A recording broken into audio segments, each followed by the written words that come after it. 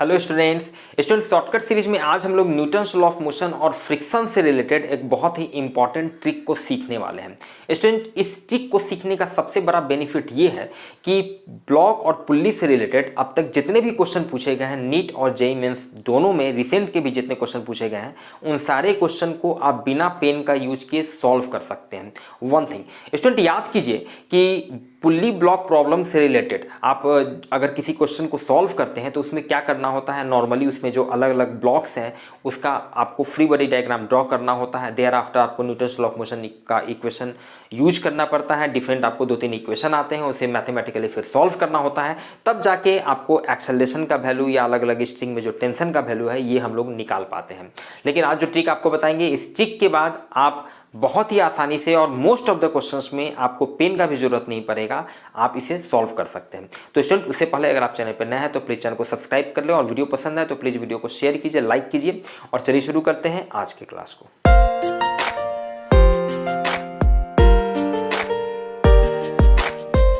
तो स्टूडेंट हम लोग पहले इस कंसेप्ट को क्लियर करेंगे कि इस ट्रिक की सहायता से आप डिफरेंट सिचुएशंस में कैसे एक्सेलरेशन या टेंशन का वैल्यू बहुत आसानी से निकाल सकते हैं कुछ एग्जांपल की सहायता से। यहाँ पर कुछ एग्जांपल आप देख सकते हैं और यहाँ पर जितने भी जो सिचुएशन मैंने आपको दिखाया है इनफैक्ट आपको समझाने के लिए हम पेन का यूज करेंगे, अदरवाइज आप बिना पेन का यूज किए सारे क्वेश्चंस को सॉल्व यहाँ पे कर सकते हैं। स्टूडेंट उसके बाद हम लोग फाइनली देखेंगे जो डिफरेंट हाल के भी जो क्वेश्चन पूछे गए हैं नीट या जेईई मेंस में उन सारे क्वेश्चंस को उसके बाद हम लोग सॉल्व करेंगे। स्टूडेंट एक एक करके देखिए। पहले वाले एग्जाम्पल में आप समझ सकते हैं सिचुएशन क्या है। 3 ब्लॉक M1 M2 M3 मास का इस तरह से कनेक्टेड है स्ट्रिंग से। F फोर्स से अगर इसे खींचा जा रहा है तो हम लोगों से पूछा जाता है भाई कि एक्सेलरेशन बताइए और टेंशन का वैल्यू बताइए। तो आप समझ सकते हैं एक्सेलरेशन तो सबका सेम होगा, एक्सेलरेशन सेम होगा, टेंशन का वैल्यू अलग होगा। It's okay.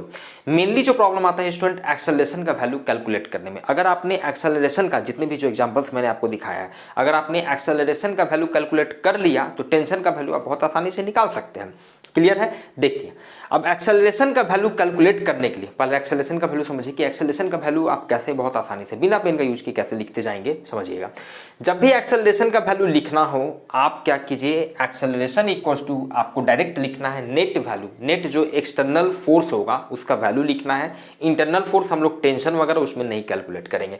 तो ये देखिए ये जो पूरा सिस्टम है इस पर एक ही एक्सटर्नल नेट फोर्स लग रहा है F वैल्यू का, तो नेट फोर्स हो गया, ठीक है, डिवाइडेड बाय टोटल मास। तो M1 plus M2 mass is a scalar quantity and so this is your value of acceleration. Acceleration का वैल्यू निकल गया। कोई अलग अलग फ्री बॉडी डायग्राम अलग अलग इक्वेशन फिर सॉल्व करने का कोई जरूरत नहीं है। एक्सेलरेशन का वैल्यू अब निकल गया तो टेंशन का वैल्यू आप निकाल सकते हैं। अब टेंशन T1 का वैल्यू क्या होगा, M1 इंटू ए, M1 से इसमें मल्टीप्लाई कर दीजिए, T1 का वैल्यू निकल गया। क्लियर है? T2 का वैल्यू निकालना है तो अगेन आप क्या कीजिएगा M1 प्लस M2 इंटू ए।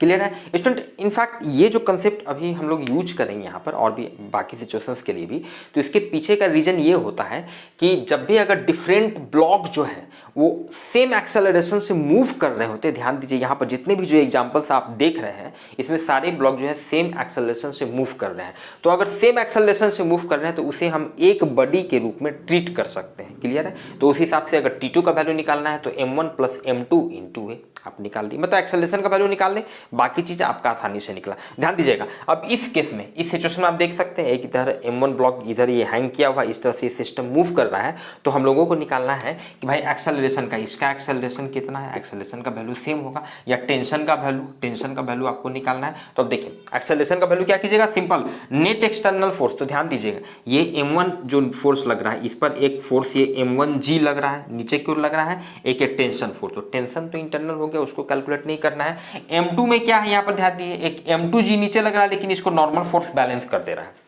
ये वर्टिकल डायरेक्शन में मोशन के अलोंग जिस डायरेक्शन में इस तरह से मोशन हो रहा है उसके अलोंग हम लोगों को नेट फोर्स लिखना है। तो इस डायरेक्शन में सिर्फ और सिर्फ नेट जो एक्सटर्नल फोर्स है वो एक ही है M1G। तो नेट फोर्स कितना हो गया M1G divided by total mass. तो टोटल मास हो गया M1 प्लस M2। इस सिस्टम में दो ही मास है M1 प्लस M2। एक्सेलरेशन का वैल्यू निकल गया, दोनों का एक्सेलरेशन का वैल्यू निकल गया। अब टेंशन का वैल्यू, टेंशन क्या होगा M2 इंटू ए, यहाँ से कर दीजिए या इधर करना है तो M1G minus T equal to M1A से टी का वैल्यू निकाल लीजिए। जैसे भी है एक्सेलरेशन आपने निकाल लिया तो अब आपको कोई परेशानी नहीं है, आप आगे बढ़ जाइए। क्लियर है, कोई इक्वेशन वगैरह लिखने या फ्री बॉडी डायग्राम की जरूरत नहीं। एग्जांपल नंबर 3 में ध्यान दीजिए, दो ब्लॉक m1 m2 इस तरह से है, m1 इधर मूव कर रहा है, मतलब इसका अब एक्सेलरेशन सेम एक्सेलरेशन होगा, ये जितना एक्सेलरेशन से ये नीचे की ओर जा रहा है उतना ही एक्सेलरेशन से ये ऊपर की ओर आ रहा है, तो इसका कितना एक्सेलरेशन होगा, तो लिख दीजिए ना, इसका जो एक्सेलरेशन होगा ये होगा, कितना हो जाएगा, नेट फोर्स देखिए, तो इधर m1g लग रहा है, इधर ये m2g लग रहा है, ध्यान दीजिएगा, इधर m1g लग रहा है, m2g लग रहा है, मोशन हो रहा है इधर नीचे की ओर, ये नीचे जा रहा है, ये ऊपर जा रहा है, तो नेट फोर्स इस सिस्टम में क्या हो गया, m1g माइनस m2g हो जाएगा, क्योंकि ये m2g जो है इस मोशन को अपोज कर रहा है, ये इसको चाह नहीं रहा है कि ये नीचे इधर जाए, ये इसको इधर खींच रहा है, तो नेट फोर्स क्या हो जाएगा, m1g minus m2g divided by net total mass m1 plus m2, तो इसका एक्सेलरेशन निकल गया, एक्सेलरेशन निकल गया, कुछ करने की जरूरत नहीं है, देखिए और बताइए, ऑब्वियसली आपको समझा रहे हैं या लिख रहे हैं इसलिए पेन का जरूरत है, अदरवाइज आप समझ सकते हैं, देखिएगा और बताइएगा कि एक्सेलरेशन का क्या वैल्यू होगा। इस एग्जांपल में समझिए, एग्जांपल नंबर 4 में यहाँ पर, तो यहाँ पर भाई देख लीजिए यहाँ पर कौन कौन सा फोर्स लग रहा है, इधर आपका हो गया m1g हो गया, अब ध्यान दीजिएगा ये m2 जो है ये स्लोप पर रखा हुआ है, ठीक है, एंगल ऑफ स्लोप कितना है, थीटा है, तो इस पर इस डायरेक्शन में जो फोर्स लग रहा होगा ये कौन सा लग रहा होगा, m2g sine theta, m2g sine theta लग रहा होगा, क्लियर है। अब आप समझ रहे हैं कि भाई m2g cos theta, m2g cos theta और नॉर्मल फोर्स तो बैलेंस कर दे रहा है, तो मोशन जिस डायरेक्शन में ये फाइनली जो इस तरह से ऐसे मूव कर रहा है, इस मोशन को सपोर्ट या अपोज ये m2g साइन थीटा ही कर रहा है, इसीलिए सिर्फ इसको कंसीडर करेंगे, क्लियर है। तो इस केस में एक्सेलरेशन तो दोनों का सेम है, जितना एक्सेलरेशन से ये नीचे की ओर आ रहा है उतना ही एक्सेलरेशन से ये ऊपर की ओर आ रहा है, तो इस केस में दोनों का एक्सेलरेशन कितना हो जाएगा, ध्यान दीजिएगा, नेट फोर्स तो mg नीचे की ओर आ रहा है, ये तो m1g और माइनस इस फोर्स को अपोज कौन कर रहा है, ये m2g साइन थीटा, तो minus m2g sine theta divided by total mass m1 plus m2 ये आपका एक्सेलरेशन का वैल्यू निकल गया, ये इस एग्जांपल के लिए, क्लियर है। चलिए आगे देखते हैं, इस केस में देखिए ये आपका एंगल ऑफ स्लोप अलग अलग है, θ1 θ2, दो ब्लॉक m1 m2 इस तरह से रखा हुआ, इस तरह से मूव कर रहा है, जितना एक्सेलरेशन से ये नीचे की ओर आ रहा है उतना ही एक्सेलरेशन से ये ऊपर की ओर जा रहा है, क्लियर है। तो इस केस में इसका एक्सेलरेशन कितना होगा, तो ए नेट फोर्स, ध्यान दीजिएगा इस डायरेक्शन में इस पे जो फोर्स लग रहा है दिस इज m1g साइन θ1 है, ठीक है, और इधर ये इस फोर्स को, इस मोशन को कौन अपोज कर रहा है, तो ये जो कि कितना इसका वैल्यू है m2g साइन θ2, क्लियर है।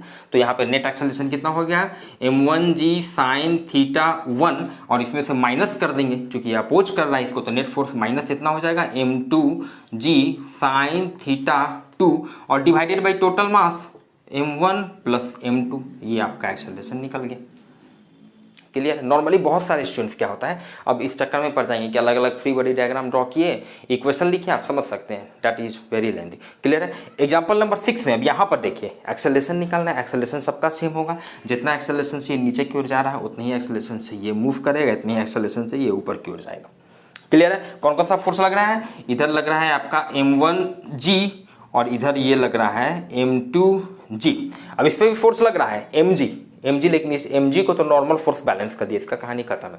और ये mg जो लग रहा है ये मोशन को सपोर्ट या अपोज नहीं कर रहा है, ये वर्टिकल डायरेक्शन है, मोशन इसका या तो इधर होगा या इधर होगा, जो कि यहाँ पे इधर हो रहा है, समझ रहे हैं।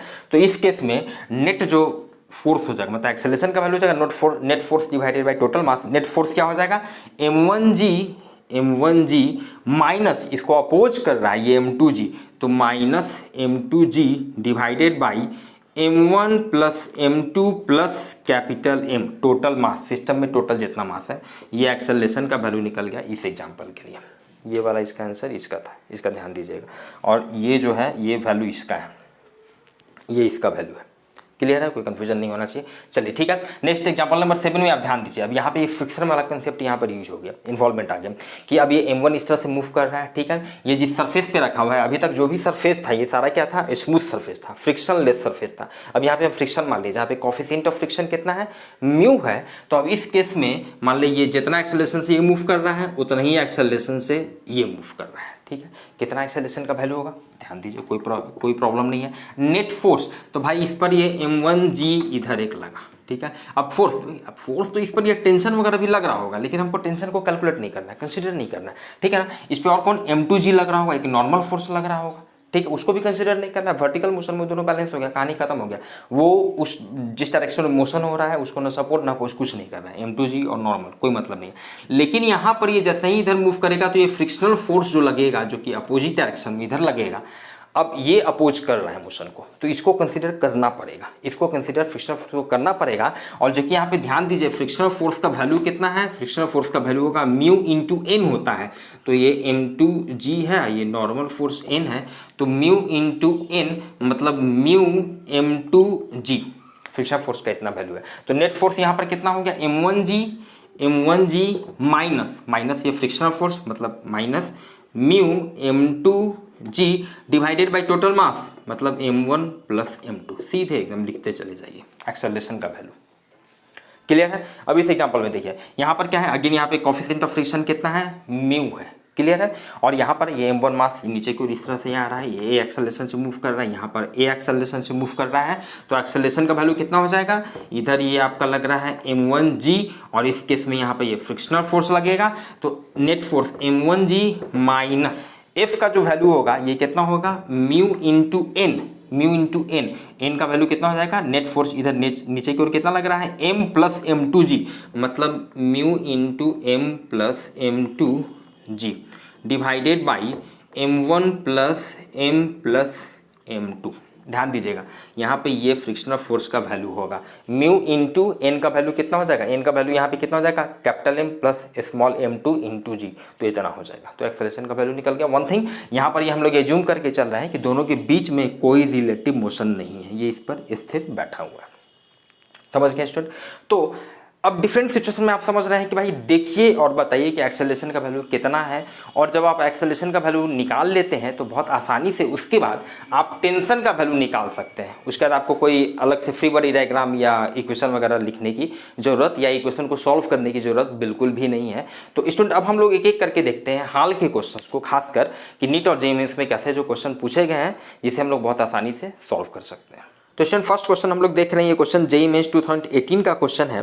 क्वेश्चन है कि two masses M1 5 kilogram and M2 10 kilogram connected by an inextensible string over a frictionless pulley are moving as shown in the figure.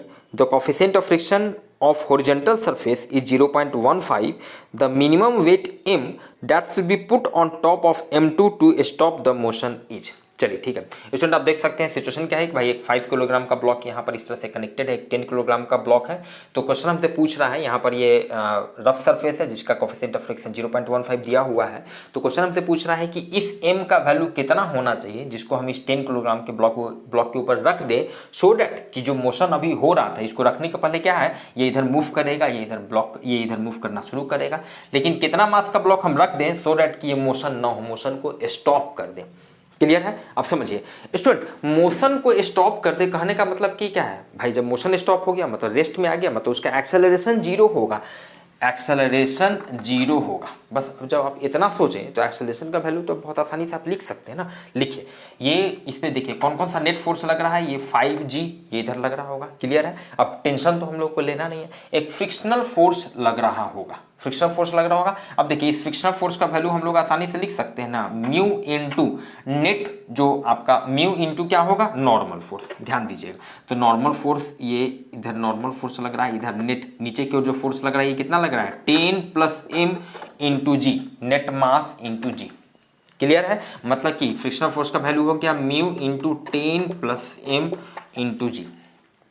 Clear है स्टूडेंट। चलिए अब यहां से आप समझ सकते हैं, नाउ एक्सेलरेशन का वैल्यू कितना हो जाएगा, नेट फोर्स देखिए हम लोग लिख रहे हैं 5G माइनस एफ, ये चूंकि अपोज कर रहा है मोशन को, एफ ठीक है। एफ का वैल्यू कितना देखिए यहां से लिख रहे हैं, म्यू इंटू दिस, म्यू का वैल्यू है 0.15, दिस इज 10 प्लस 5 इंटू जी का वैल्यू 9.8, आप समझ रहे हैं ठीक है। और divided by total mass, total mass कितना है 5 plus 10 plus M, 5 plus 10 plus M ठीक है। अब अकॉर्डिंग टू क्वेश्चन ये मूव नहीं करना चाहिए, M का वैल्यू हम इतना रख दिए हैं कि ये मूव नहीं कर रहा, मतलब एक्सेलरेशन का वैल्यू 0 है, मतलब जिस 0 equals to 5G minus 0.15 10 plus m into g divided by 15 plus m। अब जीरो इक्वस टू इतना है, इसका मतलब ये ऊपर वाला जीरो होगा। कहने का मतलब ये है 5g minus this equals to this इतना होगा, मतलब 5g minus 0.15 10 plus m into g equals to zero. यहाँ से g वाला टर्म तो हट जाएगा। सिंपली इसको जब आप सॉल्व कीजिएगा तो m का वैल्यू आ जाता है 23.3 kilogram and this is your answer. तो आप देख सकते हैं कि भाई बहुत ही आसानी से अगर आप एक्सेलरेशन का वैल्यू निकालना सीख रहे हैं तो बहुत आसानी से रिसेंट के भी क्वेश्चंस को बहुत आसानी से सॉल्व कर सकते हैं। देखते हैं नेक्स्ट क्वेश्चन हम लोग। स्टूडेंट नेक्स्ट क्वेश्चन आप देख सकते हैं नीट 2015 का ये क्वेश्चन है a block A of mass m1 rests on a horizontal table. एक ब्लॉक ए है जिसका मास m1 है, एक ब्लॉक एक हॉरिजॉन्टल टेबल पे रखा हुआ है। A light string connected to it passes over a frictionless pulley. एक लाइट स्ट्रिंग पुली से क्रॉस कर रहा है at the edge of the table and from its other end, इसके दूसरे एंड से another block B of mass m2 is suspended. एक दूसरा ब्लॉक बी जिसका मास m2 जो है वो सस्पेंड किया हुआ है। The coefficient of kinetic friction between the block and the table is mu के। ये जो ब्लॉक और ये जो टेबल है जिस टेबल पे ये रखा हुआ है दोनों के बीच का कोफिशिएंट ऑफ काइनेटिक फ्रिक्शन कितना है, म्यू के दिया हुआ है। When the block A is sliding on the table, जब ब्लॉक A जो है टेबल पे स्लाइड कर रहा है तो the tension in the string, तो स्ट्रिंग में टेंशन कितना प्रोड्यूस होगा इसका वैल्यू हम लोगों को निकालना है। स्टूडेंट अगेन अब देखिए यहाँ पे टेंशन का वैल्यू निकालना है तो हम लोग कैसे कैलकुलेट करेंगे भाई, कैसे सोचेंगे। एक्सेलरेशन का वैल्यू बहुत आसानी से निकाल सकते हैं। एक्सेलरेशन का वैल्यू आपने निकाल लिया तो टेंशन का वैल्यू, टेंशन क्या होगा, यहाँ पर टेंशन इस तरह से लग रहा होगा, यहाँ पर टेंशन इस तरह से लग रहा होगा। ऑलवेज रिमेंबर, कभी कभी स्टूडेंट को क्या होता है कि टेंशन का डायरेक्शन को दिखाने में परेशानी हो जाती है। कभी कभी स्टूडेंट जो है कोई स्टूडेंट जो है टेंशन का ऐसे डायरेक्शन, अब यहाँ पे ऐसे होगा, टेंशन के ऐसे होगा, नहीं, कंफ्यूजन नहीं होना चाहिए। ऑलवेज रिमेंबर टेंशन का जो डायरेक्शन होता है ना, जो कनेक्टिंग ब्लॉक जो है उस ब्लॉक से हमेशा दूर होता है, अवे होता है। तो टेंशन इधर यहाँ लगेगा, यहाँ से इधर, इससे दूर इधर लगेगा टेंशन का डायरेक्शन। क्लियर है। अब देखिए तो एक्सेलरेशन का वैल्यू अगर निकल गया तो टेंशन का वैल्यू निकाल सकते हैं। कैसे, ये इधर मूव कर रहा है तो जितना एक्सेलरेशन से ये मूव कर रहा है उतना ही एक्सेलरेशन से ये उधर की ओर जा रहा है, ठीक है ना। तो टेंशन का वैल्यू, अब सपोज कीजिए ये आपका यहाँ पर आपका ये m2g है और ये आपका m1 है, ठीक है। अब ध्यान दीजिए टेंशन का वैल्यू के लिए क्या होगा, आप निकाल सकते हैं कि टेंशन ये नीचे की ओर जा रहा है तो m2g minus T equals to m2a, ठीक है। ये इक्वेशन का यूज करना पड़ेगा। लेकिन अगर आप एक्सेलरेशन का वैल्यू डायरेक्ट निकाल सकते हैं तो डायरेक्ट निकाल लीजिए एक्सेलरेशन का वैल्यू, इसी यहाँ पर इसको पुट कर दीजिए और टेंशन का वैल्यू निकल गया। एक्सेलरेशन का वैल्यू डायरेक्ट भाई निकाल सकते हैं। नेट फोर्स कितना लग रहा है, तो नेट फोर्स देखिए ये m2g नीचे की ओर आ रहा है तो m2g माइनस इसको कौन अपोज कर रहा है, ये फ्रिक्शनल फोर्स, ये रफ सरफेस है Fk, coefficient of kinetic friction mu के जिसका वैल्यू दिया हुआ है। तो Fk, ये Fk हो गया और divided by net mass, total mass कितना हो गया m1 प्लस m2। अब यहाँ पे आप समझ सकते हैं m2g माइनस Fk का वैल्यू कितना हो जाएगा, म्यू के इंटू n नॉर्मल, तो नॉर्मल फोर्स का वैल्यू यहाँ पे कितना होगा m1g, तो into m1g divided by m1 plus m2। तो यहाँ से आपका एक्सेलरेशन का वैल्यू निकल गया। भाई इस एक्सेलरेशन का वैल्यू यहाँ पर पुट कर दीजिए, यहाँ से टेंशन का वैल्यू निकल जाएगा। इसको जब सॉल्व कीजिएगा तो इसका ऑप्शन जो है स्टूडेंट आंसर इज ए, आप इसको सॉल्व करके देख सकते हैं। क्लियर है। मूव करते हैं नेक्स्ट क्वेश्चन की तरफ। स्टूडेंट तो नेक्स्ट क्वेश्चन देखिए, ये नीट 2014 का क्वेश्चन है। A system consist of 3 masses m1 m2 and m3 connected by a string passing over a pulley p। चलिए ठीक है, ये पुल्ली p है और इस पुल्ली से 3 ब्लॉक जिसका मास m1 m2 m3 इस तरह से कनेक्टेड है। क्वेश्चन आगे दिया हुआ है the mass m1 Hanks freely, m1 hangs freely and m2 and m3 are on a rough horizontal table। एक रफ horizontal table पे रखा हुआ है जिसका coefficient of friction म्यू दिया हुआ है। The pulley is frictionless and of negligible mass। The downward acceleration of mass m1 is, m1 का डाउनवर्ड एक्सेलरेशन कितना, ये एक्सेलरेशन से नीचे की ओर आ रहा है, उसका वैल्यू हम लोग को निकालना है। तो अगेन आप समझ सकते हैं भाई कि बहुत ही आसानी से आप इसको कैलकुलेट कर सकते हैं। देखिए नेट फोर्स कौन कौन सा लग रहा है, इस पर m1g लग रहा है, रफ सरफेस पे रखा हुआ है तो इस पर एक, चूंकि इधर मूव कर रहा है, ये सर्टेन एक्सेलरेशन ए से इधर आ रहा है, उतना ही एक्सेलरेशन से ये मूव कर रहा है इधर, इधर ये भी मूव कर रहा है तो इस पर फ्रिक्शन फोर्स इधर लगेगा और इस पर फ्रिक्शन फोर्स इधर लगेगा। मान लेते हैं इस पर जो फ्रिक्शन फोर्स है m2 वाले पे ये F2 है, इस पर F3 है। तो ध्यान दीजिएगा F2 का वैल्यू कितना हो जाएगा, F2 का value coefficient of friction mu है, तो mu into N normal force का वैल्यू यहाँ पे कितना हो जाएगा, M2G हो जाएगा, M2G। और इस F3 का वैल्यू कितना हो जाएगा, म्यू इंटू M3G। आप समझ रहे हैं। तो नेट एक्सेलरेशन का वैल्यू डायरेक्ट एकदम एक लाइन में लिखिए, ये कितना हो जाएगा, नेट फोर्स M1G नीचे की ओर आ रहा है, इसको अपोज कर रहा है ये F2 और F3 minus F2 minus F3, minus F2 कितना हो जाएगा, mu M2G minus F3 mu M3G divided by total mass M1 plus M2 plus M3। और इसके जब आप सॉल्व कीजिएगा तो इसका आंसर स्टूडेंट C आ जाता है। This is your final answer.